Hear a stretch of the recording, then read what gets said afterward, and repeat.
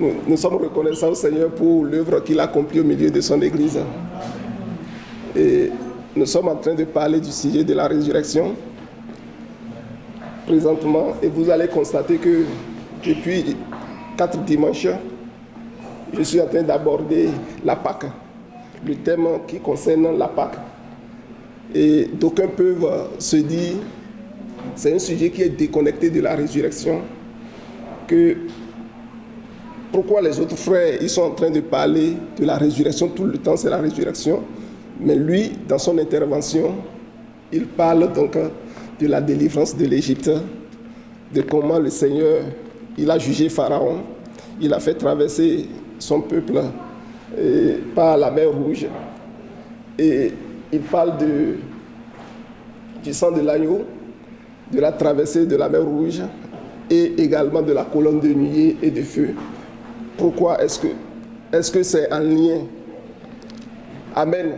Qu'il vous souvienne que lorsque nous avons entamé alors cette étude, nous avions dit que lorsque le Seigneur vient nous chercher en Égypte, il nous met dans un programme que nous sommes appelés à suivre. Et lorsque nous suivons ce programme jusqu'au bout, alors nous rentrons dans le pays, ça veut dire que nous sommes couronnés de gloire et de magnificence. Alléluia. Alléluia.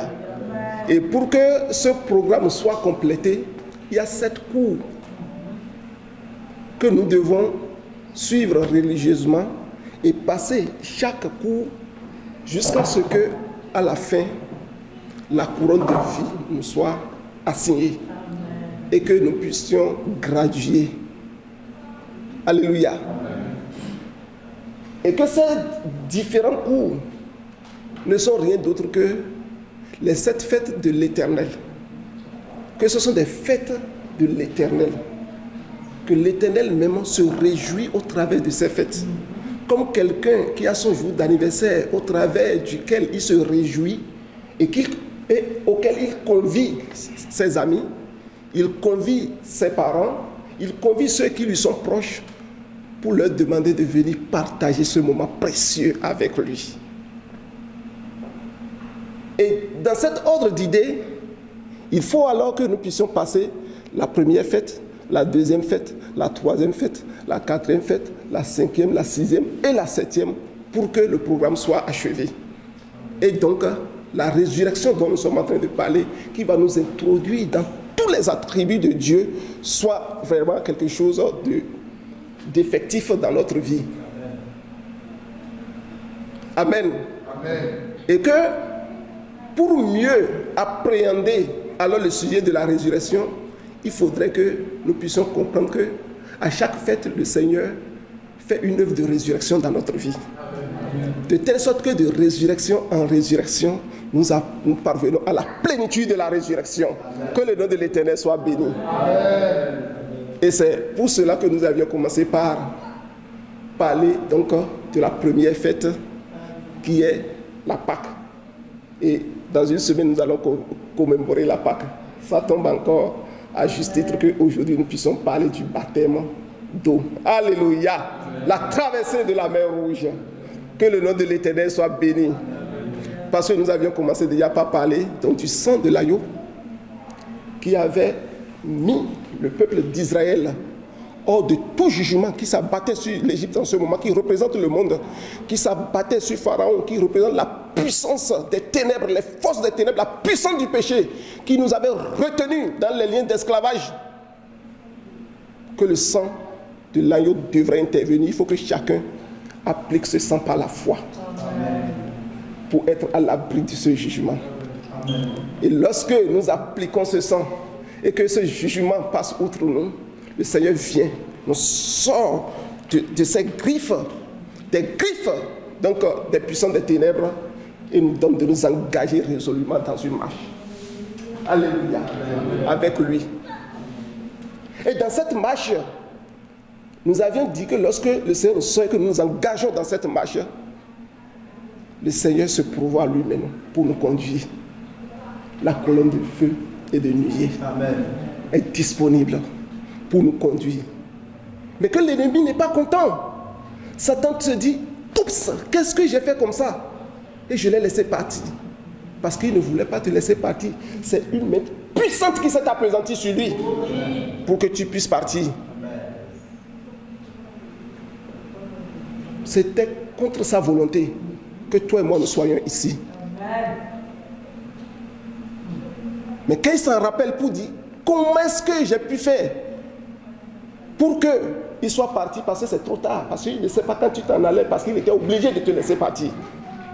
Quand il revient à lui-même, ses idées lui reviennent, il regrette, il se met à ta poursuite pour te faire ramener. Et nous disons que les liens dans lesquels tu étais continuent, viennent maintenant, commencent pas trotter dans ta tête, pas trotter dans tes pensées, dans tes sentiments, pas réclamer tes habitudes pour te faire quoi?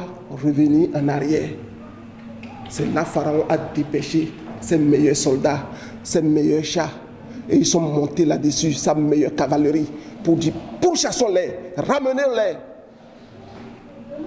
Mais le Seigneur est assis sur son trône. Alléluia. Il est au contrôle de toutes choses. Alléluia. Parce qu'il a dit, j'agirai qui s'y opposera. Quiconque va s'opposer à ta liberté totale, le Seigneur a dit, j'agirai qui s'y opposera. Il a dit aux enfants d'Israël, levez les yeux, regardez. Ces situations qui cherchent à te faire revenir en arrière, pour lesquelles tu penses que sur ce chemin-là, ça va être difficile, compliqué, dur pour toi. Le Seigneur a rassuré les Égyptiens. Il a dit à Moïse, dis-leur, pourquoi ces cris? Pourquoi ces lamentations? Levez vos yeux, regardez. Les Égyptiens, les chats, les pharaons que vous voyez, le pharaon, du moins que vous voyez, les soldats que vous voyez aujourd'hui, vous ne les verrez plus jamais. Lorsque par la foi tu lèves tes yeux sur le Seigneur, pendant que ces liens dans lesquels tu étais cherchent à revenir de force, pour te ravir encore, pour te ramener en arrière, tu lèves les yeux sur ton Dieu. Le Seigneur vient, il te rassure. Alléluia. Il a rassuré le peuple. Et pendant qu'il rassurait le peuple, la Bible nous dit que la colonne de nuée et de feu s'est mise entre les deux camps. Le Seigneur a fait un barrage, obstacle à l'ennemi. Le Seigneur ne te livre pas dans les griffes de l'ennemi. Impossible si tu t'accroches à lui. Le Seigneur a fait obstacle, a arrêté l'adversité pour s'occuper d'abord de toi. Amen. Pour s'occuper de son peuple. Les défis qui sont sur la route, la mer Rouge qui était là, qui représentait un défi de taille que tu vois aujourd'hui par rapport à ces anciens péchés qui cherchent à t'environner.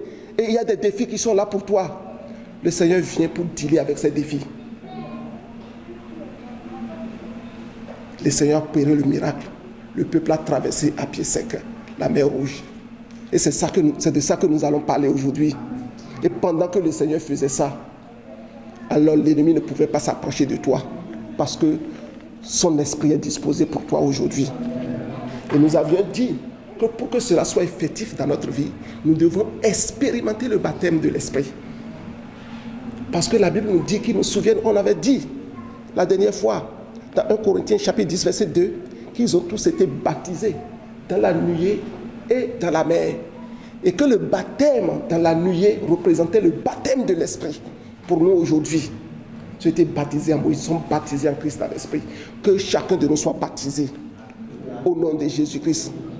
Pour que nous soyons en sécurité totale pour continuer notre marche, pour affronter tous les défis par la grâce de Dieu au nom de Jésus-Christ. Et après que ces défis devant toi se sont estompés, les Égyptiens pensent qu'ils peuvent alors venir parce que le Seigneur s'est déplacé avec toi. Il s'est déplacé de l'autre côté du défi avec toi. Il n'est plus en arrière, il s'est déplacé avec toi. Les Égyptiens maintenant ils peuvent voir que tu es déjà devant. Ils veulent chercher à t'atteindre. Mais le Seigneur s'est occupé d'eux dans la mer Rouge. Pourquoi? Nous allons voir tout à l'heure. Pourquoi eux autres, ils ne pouvaient pas traverser la mer Rouge? C'est impossible pour eux. Parce que vous n'êtes pas de la même nature. Alléluia. Que le nom de l'Éternel soit béni. Amen. Que le Seigneur te bénisse, qu'il me bénisse. Amen. Et donc nous allons poursuivre avec le troisième élément Et nous avons dit que pour que le Pâques soit pleinement accompli, la Pâques du moins soit pleinement accomplie, la fête de la Pâques soit pleinement accomplie dans notre vie, il faudrait que nous puissions véritablement observer ces trois éléments. Le sang de l'agneau, le premier élément, le baptême dans la nuée pour les enfants d'Israël qui représente alors pour nous le baptême dans le Saint-Esprit et le baptême dans la mer Rouge qui représente pour nous le baptême d'eau. Et nous avions déjà étudié les premiers éléments, les deux premiers éléments, et aujourd'hui nous allons aborder le troisième et dernier élément pour conclure avec la Pâque, pour que si Dieu nous donne l'occasion, une prochaine fois, nous allons continuer avec les autres fêtes de l'Éternel. Que le nom de l'Éternel soit béni, qui sont les jalons, les autres jalons que nous devons alors placer un à un jusqu'à atteindre l'objectif. Que le nom de l'Éternel soit béni. Amen. Et je voudrais, pour continuer ce matin, avec le baptême d'eau, que nous puissions lire dans 1 Corinthiens chapitre 10, le verset 2 que j'ai évoqué tantôt. On peut commencer du verset 1 au verset 2, s'il te plaît, mon frère. Frères, je ne veux pas que vous ignoriez que nos pères ont tous été sous la nuée, qu'ils ont tous passé au travers de la mer, qu'ils ont tous été baptisés en Moïse dans la nuée et dans la mer. Amen. L'apôtre Paul a dit ici que c'est quelque chose qui ne veut pas que quelqu'un oublie. Que ça ne tombe pas en oubli pour nous. Et lorsque nous prenons l'expérience des Israélites, l'apôtre veut que nous nous rappelions de cela. Que lorsque tu considères leur expérience, comment ils sont sortis d'Égypte, de savoir qu'il y a des choses importantes que tu dois garder. De ne pas oublier que la nuée que le Seigneur leur a donnée en ce moment était là pour leur servir d'un baptême. Et que le fait que le Seigneur leur a fait vivre une expérience inouïe à travers la traversée de la mer Rouge était pour eux un baptême également, qui était le baptême dans la mer Rouge. Alléluia. Et lorsque nous parlons du baptême d'eau, du baptême dans la nuée, je voudrais que nous puissions considérer le témoignage que le même apôtre Paul a donné aux chrétiens de Rome. Dans Romains chapitre 6, les versets 3 à 7. Alléluia. Ignorez-vous que nous tous qui avons été baptisés en Jésus-Christ, c'est en sa mort que nous avons été baptisés. Nous avons donc été ensevelis avec lui par le baptême en sa mort, afin que, comme Christ est ressuscité des morts par la gloire du Père, de même nous aussi, nous marchions en nouveauté de vie.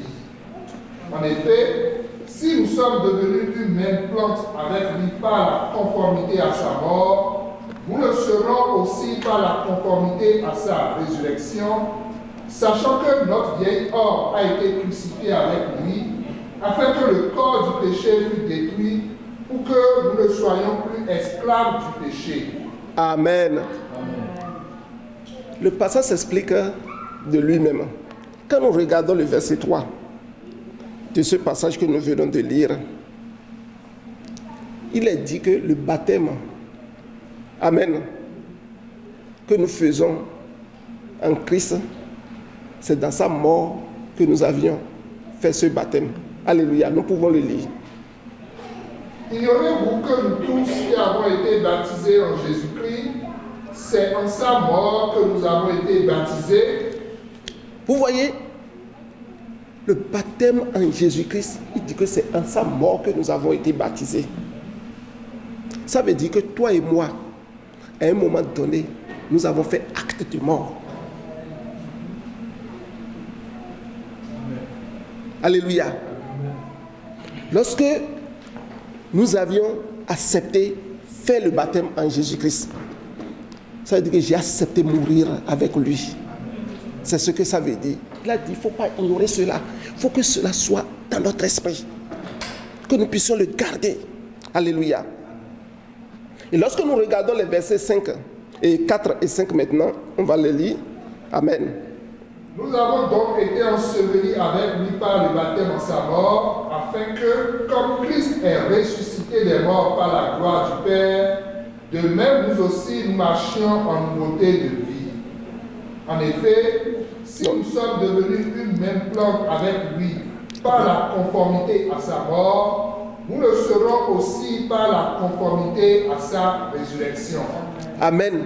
L'apôtre nous montre ici que lorsque nous avons été immergés dans l'eau, par l'acte d'immersion, c'est que nous avons été ensevelis avec Christ. Amen. Amen. Et que lorsque nous en sortons, alors que Christ est sorti du tombeau, il est ressuscité. Vous voyez que ça rejoint vraiment, c'est en phase avec le sujet de la résurrection. Nous sommes également ressuscités avec Christ. Alléluia. Pourquoi? Afin que toi et moi, nous puissions partager la mort de Christ. Conforme, il a dit. Alors que nous avons été conformes à sa mort, nous serons également conformes à sa résurrection. Donc, alors que nous avons partagé la mort de Christ, nous sommes également vraiment en droit, ou bien nous avons l'opportunité, la grâce de partager également sa résurrection.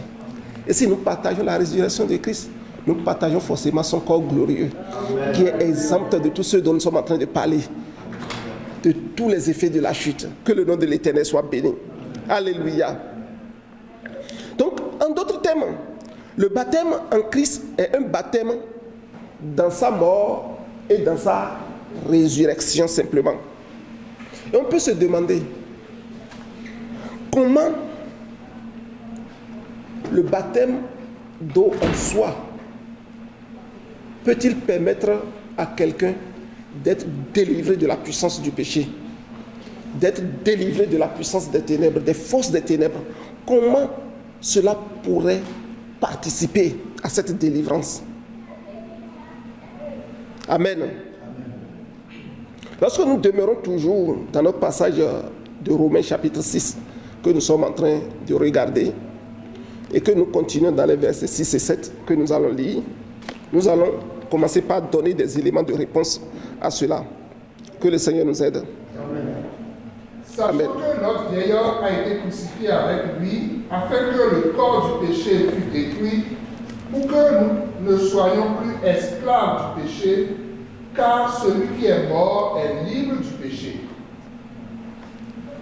Alléluia. Jusqu'au verset 7. Oui, car celui qui est mort est libre du péché. Donc, ce passage vient nous montrer que nous avons été cloués à la croix avec Christ. Il dit, sachant que votre vieil homme a été crucifié avec lui, afin que le corps du péché fût détruit. Le corps du péché, c'est le corps que nous avons hérité d'Adam. Alléluia. Que nous avons hérité à cause de la chute. Que le nom de l'Éternel soit béni. Et l'apôtre nous dit ici que lorsque nous avons été crucifiés à la croix avec Jésus-Christ, ce corps que nous portons a été complètement détruit. Crois-tu cela? Amen. Est-ce que tu crois que ce corps qui était en toi, que tu portais, a été détruit?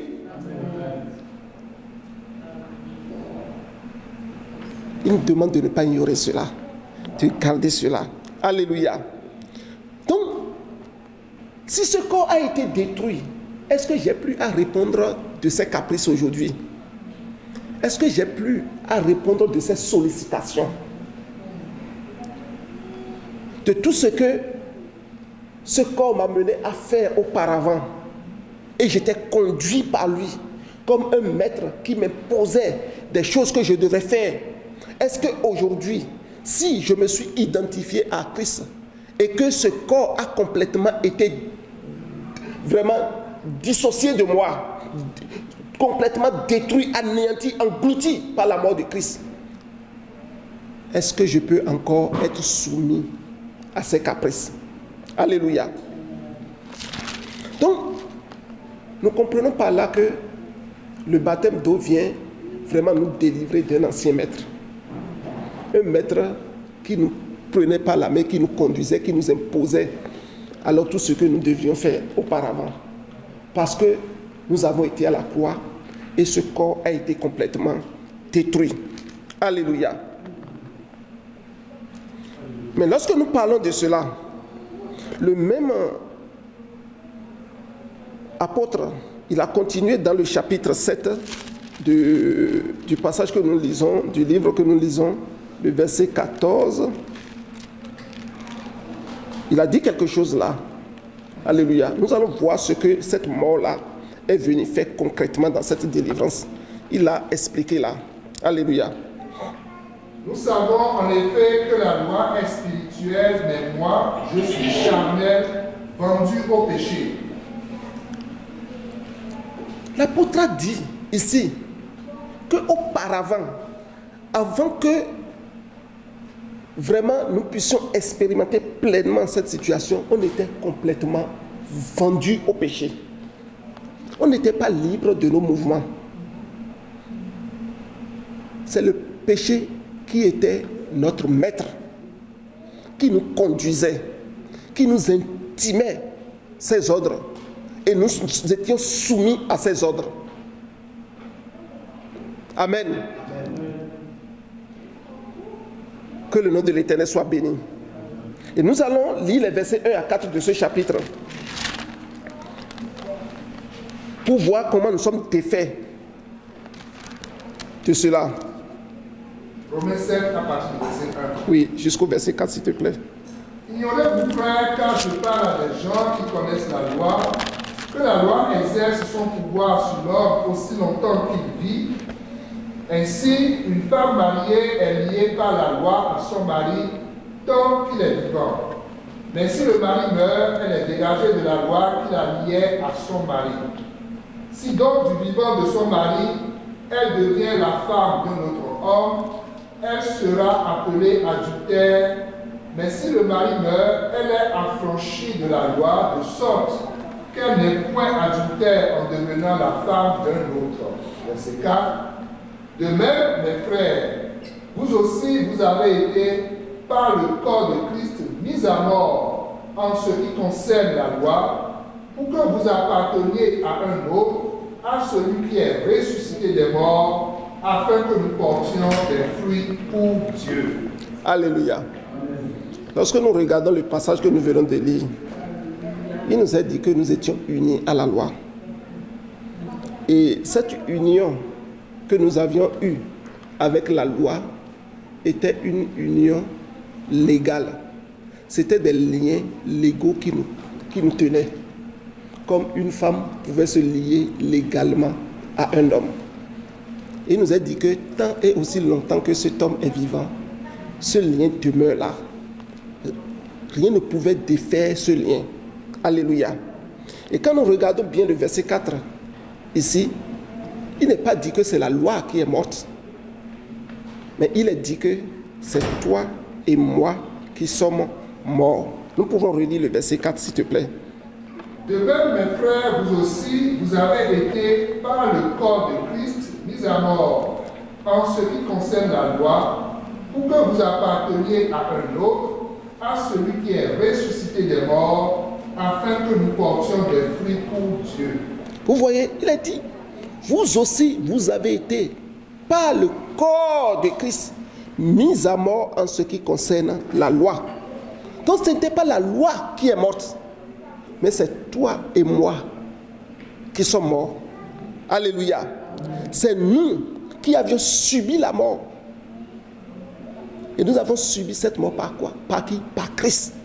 Alléluia. Pour que nous puissions devenir un avec lui, par la conformité à sa résurrection. Et si nous sommes morts, alors qu'il a dit que on était liés avec les liens légaux à la loi, si nous sommes morts à la loi, ça veut dire que ce lien vient alors à disparaître simplement. Ce lien disparaît, ce lien n'existe plus. Amen. Amen. Nous ne sommes plus soumis à ce lien parce que ce lien vient d'être rompu par la mort que nous avons connue en Christ. Que le nom de l'Éternel soit béni. Amen. Et parce que ce lien n'existe plus, il nous a dit que cette femme, dans les versets que nous avons lus tout à l'heure, quand le mari vient à mourir, Qu'est-ce que la femme est désormais dégagée des liens du mariage qui existait et maintenant est libre de se remarier à un autre homme. Ça veut dire si toi et moi, nous sommes morts à la loi, parce que nous sommes identifiés par la mort de Christ. Et les liens qui nous tenaient avec la loi sont défaits, n'existent plus. Ça veut dire que nous sommes maintenant libres de nous unir à un nouveau maître. Alléluia. Amen. Nous sommes libres de nous unir parfaitement à Christ. Par le processus de la résurrection que cela est possible. Alléluia. Que le nom de l'Éternel soit béni. Et cet autre maître, c'est notre Seigneur Jésus-Christ, le ressuscité qui nous a arrachés de ces liens de la loi pour nous unir à lui. Alléluia. Que le nom de l'Éternel soit béni. Donc c'est ainsi que mourir et ressusciter avec le Christ par le baptême d'eau constitue alors le troisième élément de la délivrance du péché, de la délivrance de la puissance des forces des ténèbres, pour que nous soyons totalement libres, pour nous joindre à notre nouveau maître, pour être unis dans un lien d'amour avec notre nouveau maître. Que le nom de l'Éternel soit béni. Amen. Donc si tu meurs avec Christ et que tu ressuscites avec Christ, tu ne peux plus être soumis à ton ancien maître. Ils ont été baptisés dans la mer. Il ne faudrait pas qu'on oublie cela. Et de cette façon, nous sommes désormais libres de vivre pleinement notre vie dans notre nouveau monde, qui est notre nouveau royaume dans lequel nous sommes ressuscités. Donc je suis mort dans l'autre royaume dans lequel j'étais, qui est le royaume des ténèbres, et je suis ressuscité dans un nouveau royaume, qui est le royaume du Fils de son amour. Et c'est ce que la Bible a dit. Il nous a arrachés du royaume des ténèbres et nous a transportés dans le royaume du Fils de son amour. Donc par la mort et la résurrection, nous sommes morts pour le premier royaume, nous n'existons plus pour lui, mais nous sommes vivants pour le royaume du Christ. Que le nom de l'Éternel soit béni. Amen. Et c'est ainsi que nous sommes délivrés du pouvoir du péché et de la mort. Alléluia. Revenons à Romains chapitre 6, le verset 7. Alléluia. Et nous allons le lire à nouveau pour voir que ce passage résume bien la situation. Car celui qui est mort est libre du péché. Alléluia. Amen. Vous voyez, c'est clair ici. Il dit que celui qui est mort en Christ là, il est totalement libre du péché. Donc le péché n'a plus aucun pouvoir sur toi. Pharaon n'avait, de la même façon que Pharaon n'avait, malgré toute sa bonne volonté, toutes les dispositions qu'il avait prises pour aller appréhender le peuple dans leur marche vers leur destinée, vers la plénitude de la vie que Christ Dieu leur avait promis en ce moment-là. Pharaon ne pouvait rien faire pour eux. De la même façon, le péché ne peut plus rien faire pour toi si véritablement tu es mort en Christ et tu es ressuscité avec lui. Que le nom de l'Éternel soit béni. Et lisons maintenant le verset 6 de ce même passage. Sachant que notre vieillard a été crucifié avec lui, afin que le corps du péché fût détruit, pour que nous ne soyons plus esclaves du péché. Amen. Vous voyez, il dit que notre vieil homme, le vieil homme que nous étions là, c'était cet homme qui était soumis à l'esclavage en Égypte, qui était soumis à l'esclavage du péché et de la mort. Le salaire du péché, c'est la mort. Mais le don gratuit de Dieu, c'est la vie éternelle en Jésus-Christ. On était soumis à cela. Et il dit ici, sachant que notre vieil homme a été crucifié avec lui, afin que le corps du péché fût détruit. Donc ce corps d'esclavage que tu avais avant, en Christ, est détruit.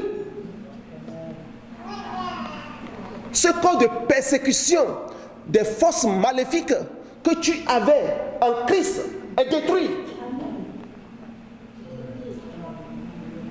Alléluia. Ce corps d'humiliation, soumis aux liens ancestraux, aux liens familiaux que tu avais, on peut se dire, oh, cette maladie-là, c'est héréditaire. C'est dans ma famille, hein. Mon grand-papa, il avait, et on m'a même raconté que son papa aussi avait déjà cette maladie, ou bien sa maman l'avait. Mais c'est de ça que mon papa a souffert tout le temps, ma maman a souffert tout le temps. Bon, si moi aussi j'en souffre aujourd'hui, mais c'est normal, c'est dans la lignée. Est-ce que c'est normal pour toi, chrétien? Toi qui es mort avec Christ à la croix, qui est ressuscité en nouveauté de vie avec lui, de telle sorte que si tu vis en Christ, tu es une nouvelle créature. Les anciennes choses sont passées parce que tu es mort à ce corps. Alléluia.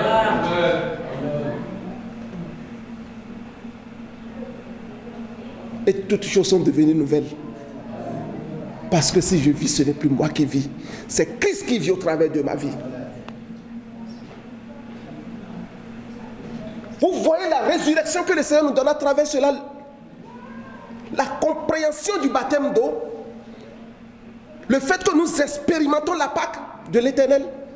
La première fête déjà vient nous donner un nouveau corps sur lequel le péché n'a plus de pouvoir. Amen. Parce que je suis mort, ce vieil homme a été crucifié avec lui. C'est déjà le premier jalon ça. Où le Seigneur vient me dire cela. Viens me rassurer par rapport à ça. Ton corps d'esclavage que tu as porté jusque-là, ça ne peut plus exister. Parce que tu es crucifié avec moi. Ce vieil homme est détruit. Amen. Prends de l'assurance dans ton Dieu. Reçois cela par la foi. Au nom de Jésus-Christ. Reçois cela par la foi au nom de Jésus-Christ. La Bible nous dit que lorsqu'ils ont traversé la mer Rouge, c'est un baptême. Mais on a dit qu'ils ont traversé la mer Rouge. Comment ils ont traversé? Ils ont pris le bateau que nous voyons aujourd'hui. Ils ont traversé, ou bien un navire bien fait. Ils sont en sécurité dans ce navire-là. Ils ont traversé, c'est ça? La Bible nous a dit qu'ils ont traversé à pied sec. Parce que ça nous a vraiment interpellé un jour. On a dit, est-ce qu'un homme peut traverser la mer à pied sans le secours d'aucune main? Parce que Dieu prend des choses symboliques pour venir marquer notre esprit. Amen. Pour que les choses puissent rester de façon éternelle en nous lorsque nous les saisissons. Les réalités puissent devenir esprit et vie en nous. Parce que personne ne peut traverser la mer sans le secours d'une force externe, d'une force extérieure à lui. Impossible. Il va mourir. À coup sûr. Donc vous comprenez pourquoi le Seigneur a dit que cette traversée de la mer Rouge était un baptême qui consistait en la mort en soi, la mort du vieil homme. Alléluia.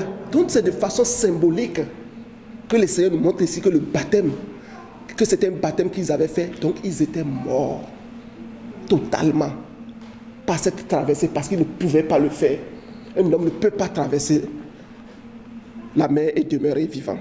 Donc c'est un processus symbolique de la mort que le Seigneur a présenté par là. Pour dire qu'aucun homme ne peut quitter une rive de la mer pour atteindre l'autre rive de la mer sans le secours d'aucune main. Comme nous aussi, c'est en Christ aujourd'hui que nous sommes morts et nous sommes ressuscités. Si ce n'était pas Christ, comment tu peux mourir et ressusciter? Impossible. Dans une nouveauté de vie. Dans un nouvel homme. Impossible. Donc c'est un processus symbolique de la mort qu'ils avaient connu. Par cette expérience qu'ils avaient vécue. Alléluia. Et par conséquent, également, ils avaient connu un processus symbolique de résurrection. Alléluia. Donc leur corps esclavage, leur corps humilié d'Égypte ne pouvait plus avoir d'effet sur eux. Sinon, comment un peuple qui est resté 430 ans en esclavage est sorti et peut tenir dans le désert? S'ils n'ont pas connu une sorte de résurrection, comment c'est possible? c'est impossible s'il n'y avait pas la résurrection qui avait agi en eux pour détruire le corps d'humiliation, pour leur donner un corps vigoureux, un corps sur lequel alors le vieil homme n'a plus de pouvoir. Amen. Que le nom de l'Éternel soit béni. Que le nom de l'Éternel soit exalté. Alléluia. Et alors qu'il passait, il traversait la mer Rouge. Le Seigneur nous dit dans Exode que nous avions lu la dernière fois, 14, le verset 17, on va encore le regarder. Le Seigneur nous dit que lorsque Pharaon et son armée les a suivis, il y a quelque chose qui s'est passé. Exode 14, verset 27. Moïse étendit sa main sur la mer, et vers le matin, la mer reprit son impétuosité, et les Égyptiens s'enfuirent à son approche, mais l'Éternel précipita les Égyptiens au milieu de la mer. Alléluia! Regardez comment c'est merveilleux. La mer a laissé passer le peuple d'Israël. Mais quant aux Égyptiens, regardez ce qui leur est arrivé. Ils pouvaient aussi avoir l'occasion de traverser la mer, comme les enfants d'Israël. Mais ils n'ont pas pu. La Bible nous dit ici que Moïse a étendu encore sa main. Dieu a parlé à Moïse, étends ta main sur la mer. Et la mer s'est repliée. Les vagues se sont repliées sur le peuple. De cette même façon, lorsque tu as été enseveli avec Christ, et tu es par le baptême d'eau, les esprits de péché qui te tenaient en esclavage peuvent encore chercher à te pourchasser, à te suivre. Mais il faut que tu retiennes quelque chose.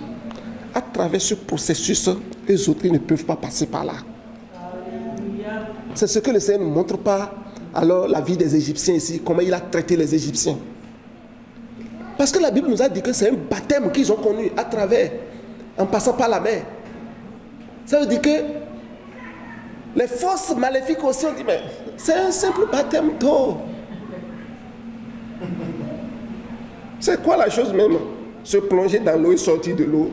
C'est ça qui est extraordinaire. C'est pour cela que nous devons faire attention à tout ce qui se fait en présence de Dieu. À tout ce que Dieu a ordonné que nous puissions faire.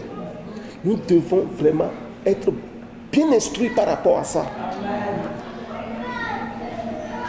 L'apôtre Pierre nous a dit que le baptême d'eau, c'est l'engagement d'une bonne conscience envers Dieu. Quelle est la conscience des Égyptiens en ce moment envers Dieu pour qu'ils expérimentent ce baptême d'eau?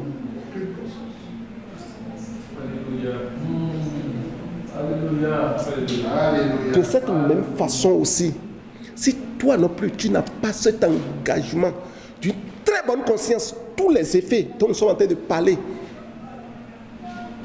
qui sont des effets bénéfiques du baptême d'eau, tu ne peux pas les avoir. Tu ne pourras pas expérimenter. Au contraire, le baptême d'eau va venir comme alors t'engloutir. Un processus qui va vraiment faire son effet contraire sur ta vie. Que le Seigneur nous aide à comprendre ces vérités et à faire attention quand nous sommes dans la présence de Dieu. L'engagement d'une bonne conscience. Si tu n'as pas une bonne conscience comme ces Égyptiens, tu ne peux pas sortir de ça vivant. Et c'est pour cela que nous observons aujourd'hui qu'il y a des gens, parce qu'ils n'ont pas bien expérimenté le baptême, ils continuent de vivre des situations bizarres dans leur vie chrétienne, des persécutions bizarres dans leur vie chrétienne, des situations compliquées qu'eux-mêmes ils n'arrivent pas à comprendre, des oppressions démoniaques, sataniques, des oppressions du péché qui sont encore là, têtus, qui refusent de partir. Parce qu'ils n'ont pas bien expérimenté déjà la première fête de l'Éternel, à laquelle le Seigneur a dit, je t'ai délivré. Il y a eu la circoncision du cœur que je t'ai donné à avoir déjà en Égypte, c'est-à-dire la repentance, et tu viens à moi pour que je te prenne, pour que tu te joignes à moi, je te conduise. Mais il faudrait que tu observes cela. mais on n'a pas bien vraiment observé la fête de l'Éternel en cours de route.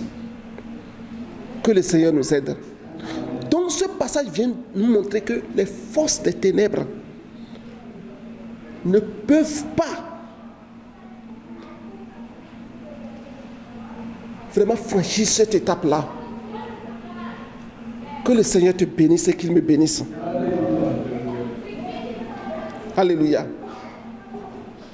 Ils ne peuvent pas connaître cet ensevelissement, cette résurrection que tu as connue. Ils ne peuvent pas. Ils vont essayer, mais ils vont échouer. Ils seront portés par des flots. Parce que le Seigneur va faire souffler son vent sur eux. Et seront portés au nom de Jésus-Christ de Nazareth. Et c'est pour cela que le Seigneur a dit à Israël, avant d'expérimenter ce baptême-là, de bien observer les Égyptiens et les chars, tout ce qu'ils voient là, les guerriers qu'ils voient là, de bien les regarder, qu'ils ne les verraient plus jamais. Chacun de nous est interpellé par rapport à ça. Dans quoi tu étais avant de rencontrer Christ? Prends conscience de cela. Regarde bien cela. Est-ce que c'est encore là aujourd'hui? Si c'est encore là, tu dois vivre la Pâque de l'Éternel. Tu dois fêter la Pâque de l'Éternel. Tu dois expérimenter la Pâque de l'Éternel. C'est ça qui va faire que les Égyptiens que tu vois, tu ne les verras plus jamais. C'est à travers la Pâque. Ce n'est pas autre chose. À travers le baptême d'eau, que tu ne les verras plus jamais. Que le Seigneur nous donne vraiment que nous puissions lui faire confiance pour en être totalement délivrés au nom de Jésus-Christ. Mais c'est bien beau de dire tout cela. Mais il peut y avoir des questionnements en toi, toujours, concernant ce que nous disons. Ou tu peux te dire, comment cela opère-t-il? Est-ce que je peux réellement vivre cela? Ou bien, est-ce que j'ai déjà vécu ça? Comment cela se met-il en œuvre? C'est une question légitime.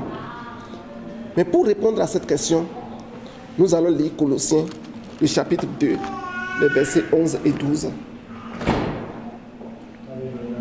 Que le Seigneur nous aide. Colossiens 2, versets 11 à 12. Et c'est en lui que vous avez été circoncis d'une circoncision que la main n'a pas faite, mais de la circoncision de Christ, qui consiste dans le dépouillement du corps de la chair.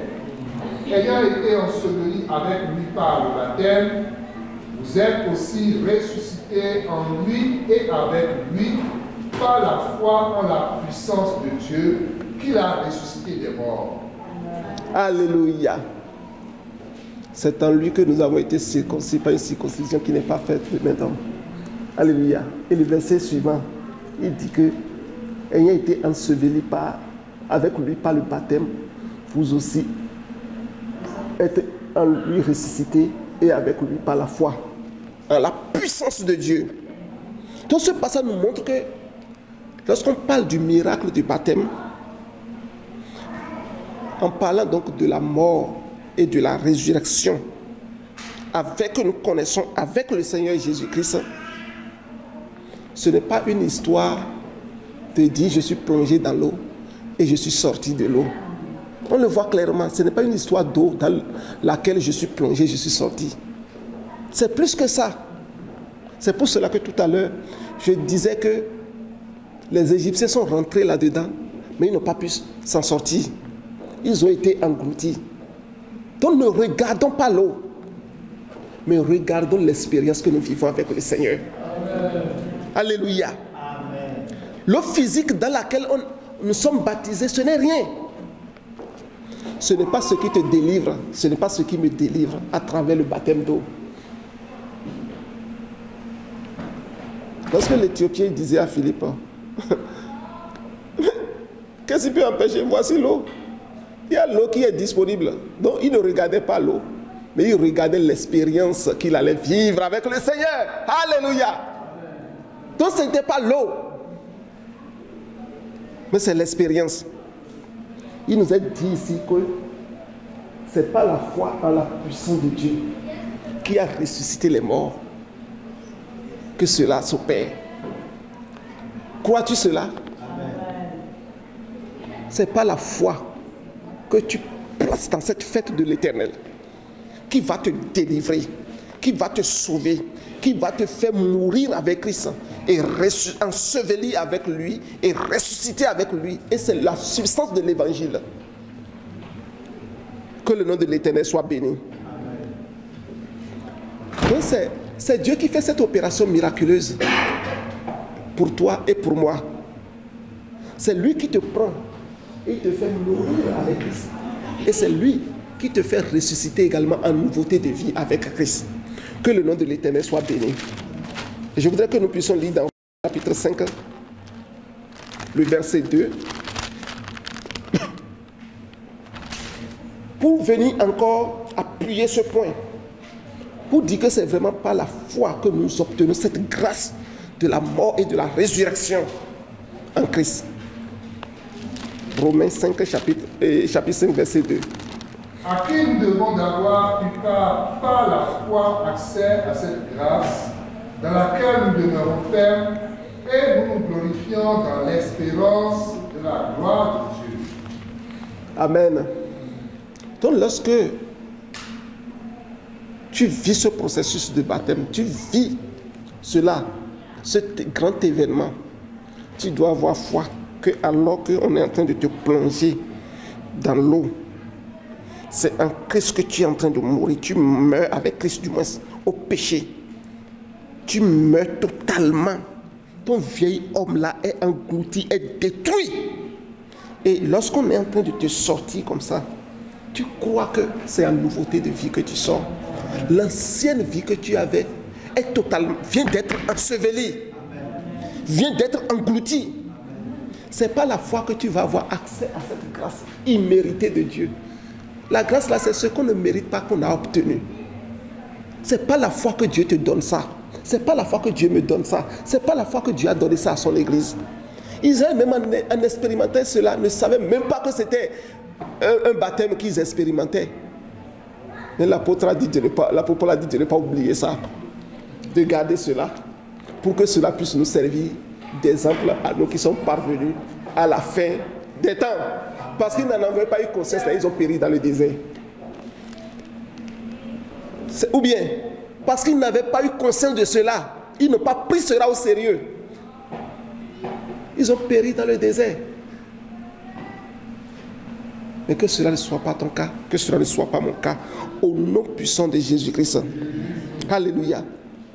Donc il est important de noter que cette opération de Dieu dans le baptême ne met pas seulement fin à l'emprise des forces des ténèbres, des oppressions, de l'oppression du péché. Mais ça vient également, comme je le disais tout à l'heure, te délivrer de tout lien qui peut te rattacher à ta famille, tout lien démoniaque, satanique, tout lien des mânes des ancêtres. Ça vient t'en délivrer totalement. Je sais que dans beaucoup de familles, surtout chez nous au Bénin, les gens parlent des mânes des ancêtres, où il y a des chefs de famille qui sont responsables de ça.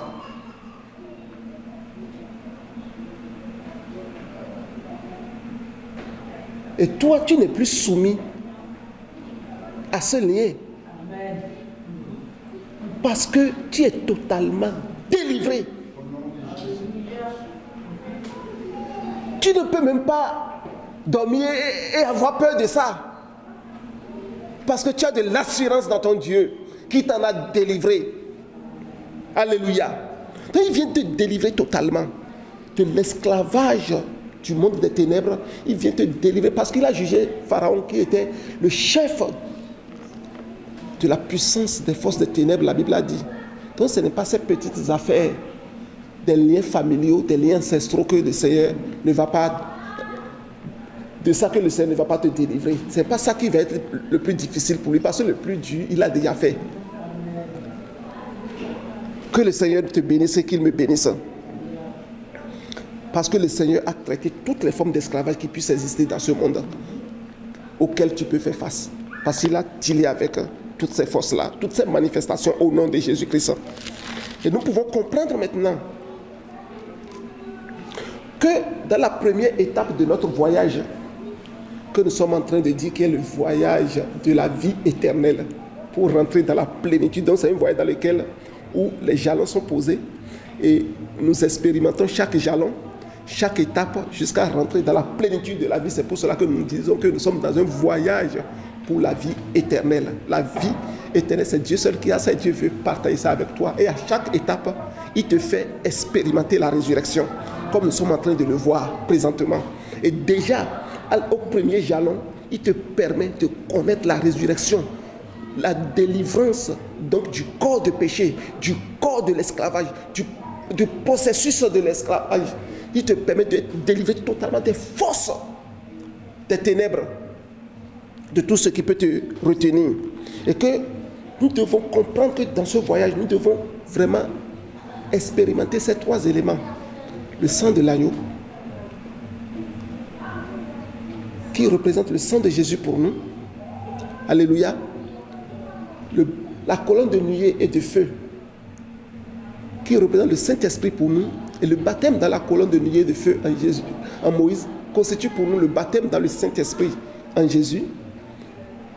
Et le baptême en Moïse dans la mer Rouge représente pour nous, comme nous sommes en train de le voir, le baptême vraiment en Christ, en Jésus pour nous dans l'eau, qui n'est que le baptême d'eau qui vient nous délivrer totalement de la puissance des forces des ténèbres. Alléluia.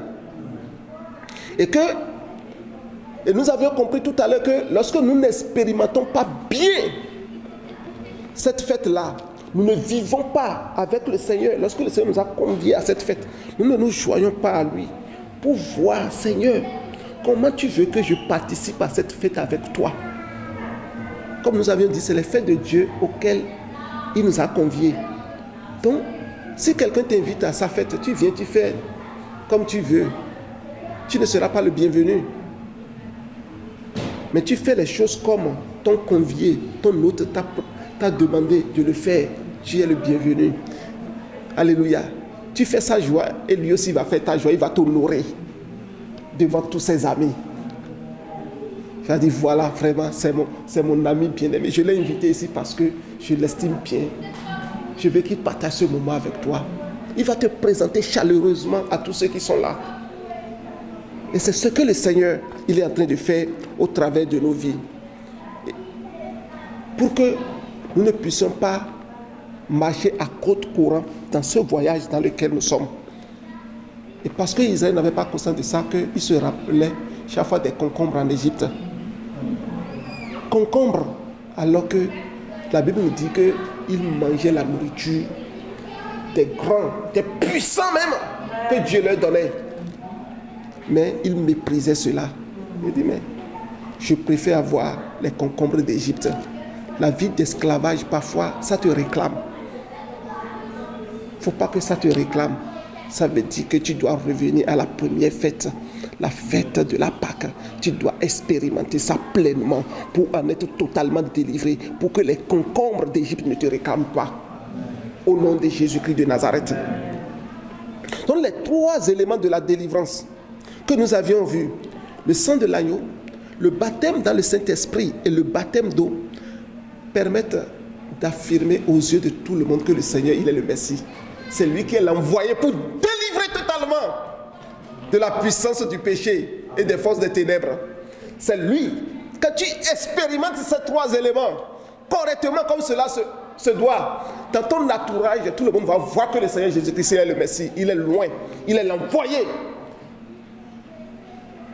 Celui que Dieu a promis et qu'il a donné à l'humanité pour être sauvé.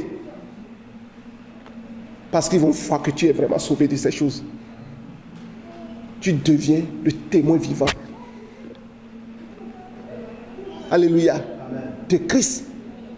Tu présentes Christ au monde. Tu présentes Christ à ton entourage. Tu présentes Christ aux hommes. Parce que tu as expérimenté ces trois éléments correctement. Le sang de l'agneau, le baptême dans le Saint-Esprit et le baptême d'eau. Que le Seigneur te donne d'expérimenter ça au nom de Jésus-Christ de Nazareth. L'envoyé qui a le pouvoir de sauver l'humanité de l'esclavage de l'ennemi, tu vas le présenter aux gens. Tu vas le présenter et les gens vont le saisir. Alléluia. Parce que tu ne peux pas triompher du monde par toi-même. Personne dans ce monde ne peut triompher du monde par lui-même. Impossible. C'est pour cela que lorsque tu expérimentes ces éléments correctement, tu vas présenter celui qui a triomphé du monde au monde. Pour montrer que ce n'est pas par ma force. Ce n'est pas par les œuvres de... Comment vous dites cette chanson-là même? Ce n'est pas par les œuvres de justice, mais seulement par sa grâce. Ce n'est pas les œuvres de justice, mais seulement par sa grâce. Ce n'est point par les œuvres de justice, mais seulement par sa grâce. Nous sommes sauvés en lui. Alléluia. Il faut dire sauver, pas combler. Sauvé en lui. Alléluia. Nous sommes sauvés en lui. C'est vraiment sauvé. Ouya. Sauvé.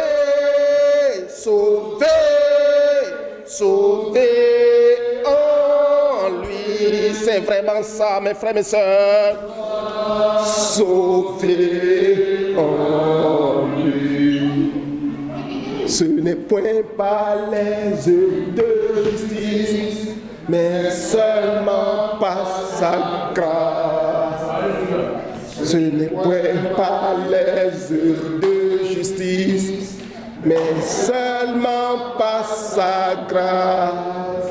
Ce n'est point par les œuvres de justice, mais seulement par sa grâce. Nous sommes sauvés en lui. Alléluia. Amen. Crois-tu cela, que tu es totalement délivré de tout ce dont nous sommes en train de parler? Que tu es sauvé? Parce que le Seigneur a régénéré ton esprit. Et en ce moment, il fait une œuvre merveilleuse dans ta vie. Il fait une œuvre merveilleuse dans ma vie. Et son esprit est disposé pour travailler avec ton esprit régénéré, pour impacter ton âme. Pour que tu puisses avoir les sentiments qui sont en Jésus-Christ.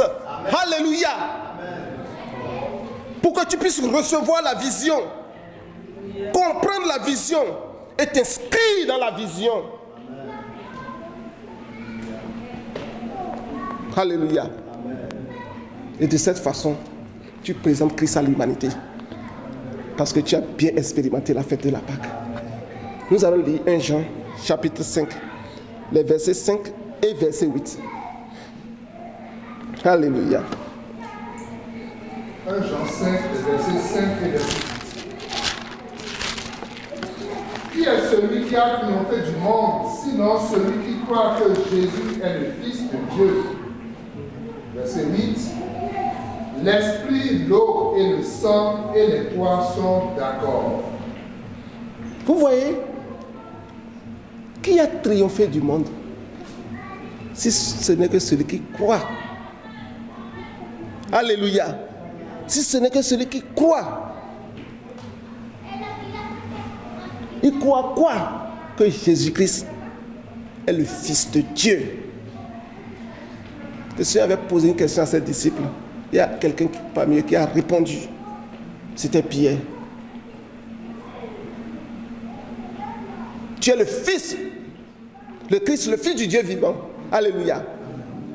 Et qu'est-ce que le Seigneur a dit? C'est une révélation que tu as. Pour comprendre cela, pour croire que Jésus est le Fils de Dieu, ce n'est pas donné. C'est vraiment pas donné. C'est pour cela que le monde est ce que nous sommes en train de voir. Parce que les gens n'ont pas compris cela. Et la Bible dit que c'est celui qui a compris cela qui peut triompher du monde, qui peut avoir la victoire sur le péché, la victoire sur les forces des ténèbres, la victoire sur la mort.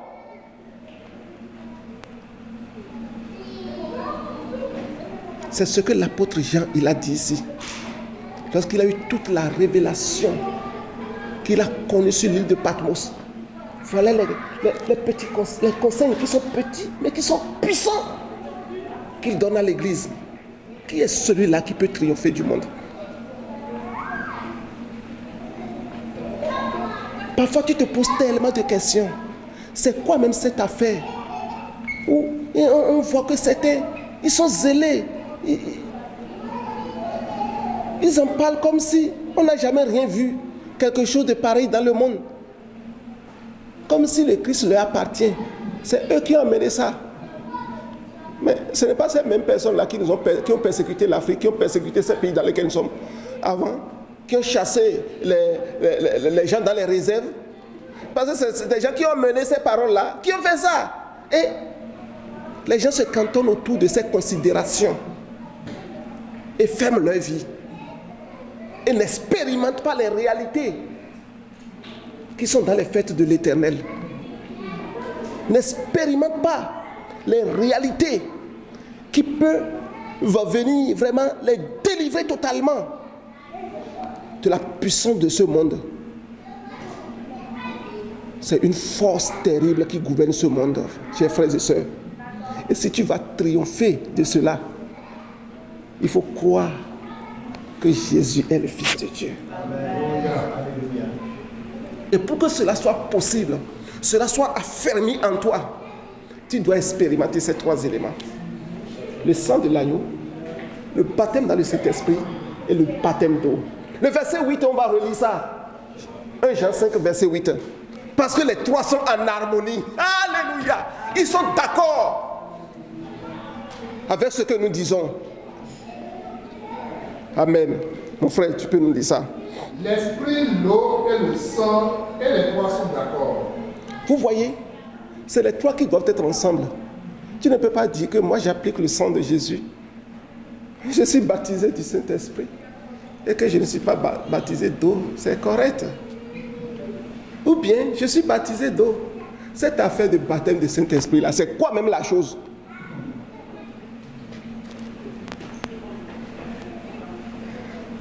On dit qu'il faut appliquer le sang de Jésus-Christ. Ce sang que je ne vois même pas, le sang. C'est quoi? Mais ce n'est pas cette affaire que nos parents font au village, ils tuent les animaux, ils appliquent le sang. Ça veut dire que ce sang aussi peut faire l'affaire. C'est le sang de Jésus, le sang de l'agneau immolé. Il ne faut pas mélanger les choses, il n'y a pas d'amalgame. Alléluia. Et la Bible nous dit que c'est les trois qui sont des témoins. Amen. Les trois ensemble, il n'est pas dit que c'est le sang qui est témoin, ou bien c'est l'esprit qui est témoin, ou bien c'est l'eau seulement qui est témoin. Il n'est pas dit que c'est le sang et l'Esprit Saint qui sont les témoins, et l'eau n'est pas témoin. Il n'est pas dit ça. Mais c'est les trois ensemble qui forment le témoin. Alléluia. Amen. Mais si les trois sont des témoins, en qui ces trois éléments sont réunis? Le Seigneur a commencé par délivrer son peuple. Il a commencé par leur parler du sang. Tu devais prendre le sang et appliquer. Sinon, je ne peux pas vous délivrer parce qu'il y avait déjà entendu votre cri. Je suis descendu pour vous délivrer. Mais il y a des étapes. Il y a d'abord le sang que vous devez prendre. Amen. Pour appliquer. Ensuite, je veux pouvoir, par la colonne de lumière de feu, vous devez pouvoir vous soumettre à lui. Soumettre à ses ordres, vous laisser conduire par lui, vous laisser rassurer par lui. Parce que c'est au travers de lui que je suis présent avec vous. Mais vous devez d'abord manifester la foi pour traverser la mer Rouge. Ne dites pas que je vais rester au bon milieu là. la mer va tomber sur, va s'enfermer sur moi, les vagues vont revenir et je vais y rester. Non, tu dois manifester la foi. Et que ces trois éléments, tu dois les expérimenter déjà au début de ta vie chrétienne. Ce n'est pas au milieu de la vie chrétienne, ce n'est pas la fin de la vie chrétienne. Au début même, déjà, lorsqu'ils sont délivrés, depuis le début que la délivrance a commencé, qu'ils ont commencé par expérimenter, jusqu'à ce qu'ils fassent complètement dos à l'Égypte. Et la Bible nous dit que ces trois témoins sont d'accord que c'est Jésus-Christ qui opérait cette œuvre dans la vie des enfants d'Israël à travers Moïse. Parce que Moïse, on a dit que Moïse typifiait Christ. Alléluia. Moïse typifiait Christ. C'est lui qui est envoyé. Que le nom de l'Éternel soit béni. Donc c'est en Jésus que ces trois éléments sont réunis. Mais regardons bien, sur la croix, qu'est-ce qui s'est passé? On a dit que tu as été crucifié avec Christ, non? Et que tu as été enseveli avec lui, et que tu es ressuscité en nouveauté de vie avec lui. À la croix, qu'est-ce qui s'est passé dans la vie de Jésus? Alléluia. La Bible nous dit que Christ a donné ces trois éléments pour activer totalement ta délivrance. Il les a activés pleinement à la croix. La Bible nous dit qu'il a rendu l'esprit. Alléluia. Il a libéré son esprit sur la croix. Il a libéré son esprit sur la croix. Il a libéré son esprit lorsqu'il rendait l'âme. Il a libéré son esprit. Et la Bible dit également qu'on a percé vraiment son côté. Et lorsque son côté a été percé, qu'est-ce qui s'est passé? Il y a le sang qui est sorti. Il y a l'eau qui est sortie également. Regarde, est-ce que ça pourrait être anodin que ces trois éléments soient mentionnés à un moment précis de l'humanité, de l'histoire de l'humanité? Est-ce que cela pourrait être anodin? Un hasard que ces trois éléments se réunissent à la croix comme ça, où l'eau est libérée, le sang est libéré, l'esprit est libéré. C'est pour dire que la délivrance totale du pouvoir du péché est pourvue, est accomplie. C'est ce que Christ a fait à la croix pour toi et pour moi. Qui est celui qui a triomphé du monde? Celui qui croit qu'il est le Fils de Dieu. Jésus est le Fils de Dieu. Et les trois éléments sont en harmonie. L'esprit, l'eau et le sang. Alléluia. Que le nom de l'Éternel soit béni. Amen. Donc, nous voyons par là qu'il s'agissait d'un acte symbolique de validation comme quoi ces trois éléments sont tellement efficaces pour accorder la délivrance de la puissance du péché, donc de la mort. C'est pour cela que le Seigneur a pourvu à ces trois éléments sur la croix. Alléluia. Pour te délivrer totalement des forces de ténèbres qui régissent ce monde, qui gouvernent ce monde. Satan pouvait dire à Jésus, mais regarde, tout ce qui est dans le monde m'appartient. Juste m'adorer, il va te donner l'argent. Les gens courent tellement aujourd'hui pour l'aller, ils ne savent pas pourquoi ils courent. Tu les arrêtes un instant là. Arrête mon ami. Tout cela que tu es en train de faire là, pourquoi? Il va rentrer dans la philosophie pour toi. Moi là, je vais avoir beaucoup d'argent. Quand je vais mourir là, mes enfants auront d'héritage. Je vais leur laisser une belle maison, une entreprise florissante, où ils n'auront plus besoin de travailler pour vivre. Parce que je sais que moi j'ai souffert pour venir là où je suis. Mais mes enfants là, les souffrances que j'ai connues là, je ne veux pas qu'ils connaissent ça. C'est pour cela que je cours comme ça. Ils vont commencer par te raconter des histoires. Toi, mais tu regardes, tu les mets bout en bout là. Tu vois que lui-même, il n'a pas la paix, il n'a pas le repos. Mais il le fait quand même. Il trouve que c'est ça dans ça qu'il est épanoui. C'est une vie d'esclavage. Qu'est-ce que le Seigneur a dit? Qu'il en donne autant à ses bien-aimés dans leur sommeil. Amen. En vain, tu te lèves le matin et tu te couches tardivement. Ce n'est pas moi qui le dis. Hein. Je paraphrase ce que la Bible a dit, ce que le Seigneur a dit, que je répète. Il dit que c'est en vain que tu fais ça et que tu viens dormir tardivement. Pour ça, si tu dors tardivement pour les causes de Dieu, c'est une bénédiction pour toi. Mais tous les jours, c'est ça qui t'occupe. La Bible dit que c'est en vain que tu le fais.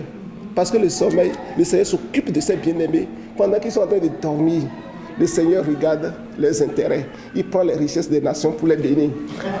Alléluia! D'autres personnes travaillent, ils sont tranquilles, là, on leur donne le bénéfice de ça. Toi, tu as couru. On prend ça, on me donne le bénéfice de ça et j'en profite pleinement. Pour la gloire de Dieu.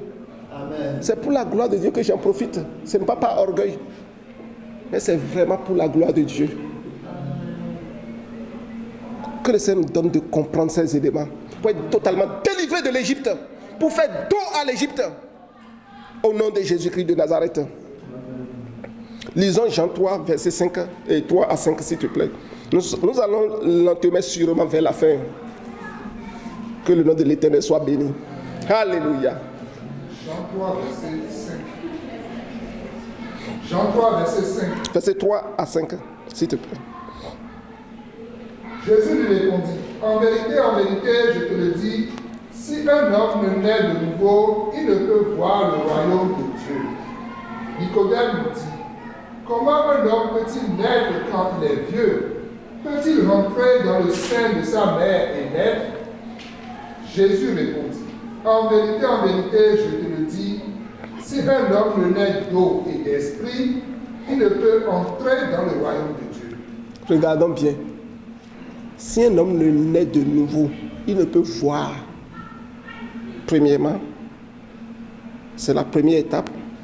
Maintenant, si un homme plutôt ne naît d'eau, il ne peut entrer.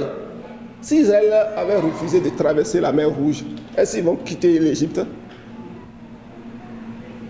Vous voyez bien, ces choses leur sont arrivées pour nous servir d'exemple à nous qui sommes parvenus à la fin des temps.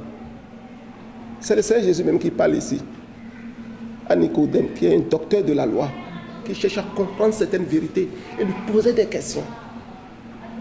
Il dit, mais il y a quelque chose que je vais te dire, qui est une vérité simple. Si un homme ne naît d'eau, il ne peut pas entrer. Donc si Israël n'avait pas pu traverser par la foi la mer Rouge, le chemin pour aller dans la terre promise, il ne peut pas voir ce chemin. Il ne pourra pas y aller. Il va rester de l'autre côté chaque fois. Il va retourner en Égypte. Il va être capturé par les Égyptiens. Il faut naître d'eau, mes chers frères et sœurs. Il faut mourir avec Christ, être enseveli avec Christ et ressusciter avec Christ. Alléluia. Pour que le Seigneur, par sa grâce, puisse te transporter du royaume des ténèbres pour te mettre dans le royaume du Fils de son amour. Pour que tu puisses entrer. C'est le début, ça. Tu entres dedans. Et tu commences la marche. Lifting more. Lifting more. Higher, higher. Oh, c'est mon frère qui ça. My God is good. Everywhere I go.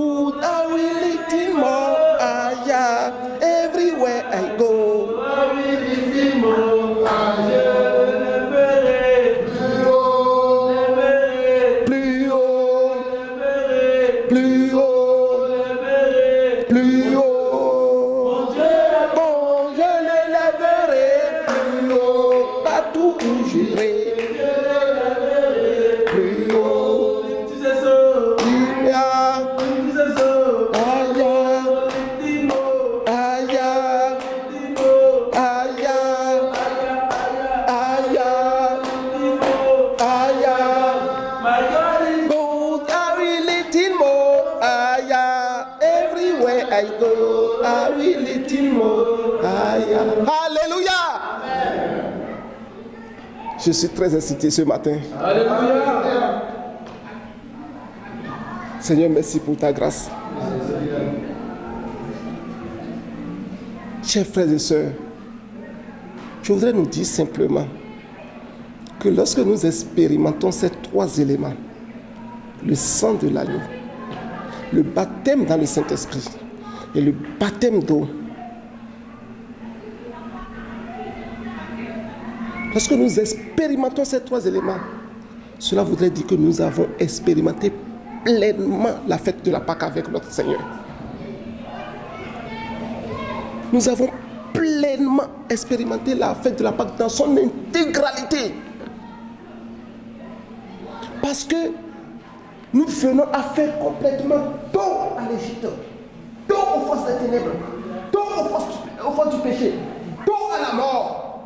Et la Bible nous dit que sur le chemin de la justice, la mort ne peut pas se retrouver sur ce chemin.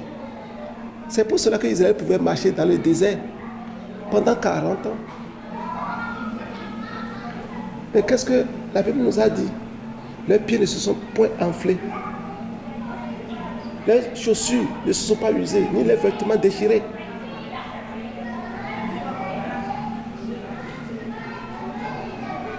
Alléluia. Parce que le Seigneur vient vraiment te ressusciter avec Christ en nouveauté de vie. Et si tu vis, ce n'est plus toi qui vis, mais c'est Christ qui vit au travers de ta vie. C'est Christ qui vit au travers de ta vie. Et c'est ce moment de notre vie où nous naissons de nouveau par le sang, par l'eau et par l'esprit. Que le Seigneur te donne de naître véritablement de nouveau par le sang, par l'eau et par l'esprit de Dieu vivant. Alléluia. Pour que tu puisses comprendre que le voyage dans lequel tu es là, c'est un nouveau départ pour toi. Pour que tu puisses comprendre que les anciennes choses sont véritablement passées. La vie d'Égypte est crucifiée derrière toi. La vie au monde est vraiment, du monde est crucifiée derrière toi. Les attraits de ce monde sont crucifiés derrière toi. Et tu fais face à ta destinée maintenant, à ta nouvelle vie. Vraiment parce que tu es transporté dans un nouveau royaume.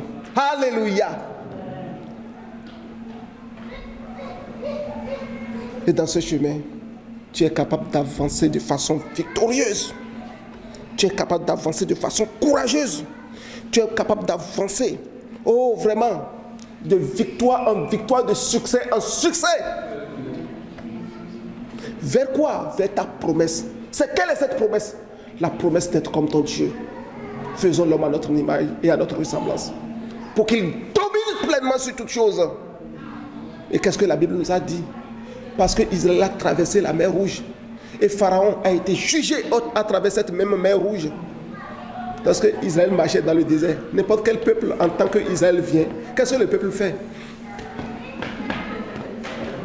Où est-ce que je vais passer? Quoi, Israël vient par mon chemin? Viens vers notre ville. Il faudrait qu'on cherche à les arrêter. Parce que leur Dieu est tellement puissant. Nous avons appris ce que Dieu a fait aux Égyptiens à travers leur vie. Nous ne voulons pas connaître ces mêmes sorts. Donc lorsque alors, sur ton chemin, dans ce voyage de la vie éternelle, les ennemis vont t'apercevoir, ils vont te voir aller, faire les gestes, faire les mouvements, t'avancer là-dessus. C'est la panique dans leur camp. C'est l'effervescence dans leur camp. Ils ne pourront pas être tranquilles parce qu'ils vont apprendre comment le Seigneur t'a délivré. Amen. Parce que tu as expérimenté la Pâque dans son intégralité. Que le Seigneur te bénisse, qu'il me bénisse, qu'il bénisse chacun de nous. Pourquoi? 1 Jean 5, verset 8. Alléluia. Amen. Alléluia.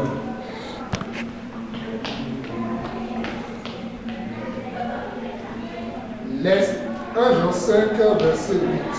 L'esprit, l'eau et le sang, les trois sont d'accord. Amen. C'est sur ça que nous allons conclure.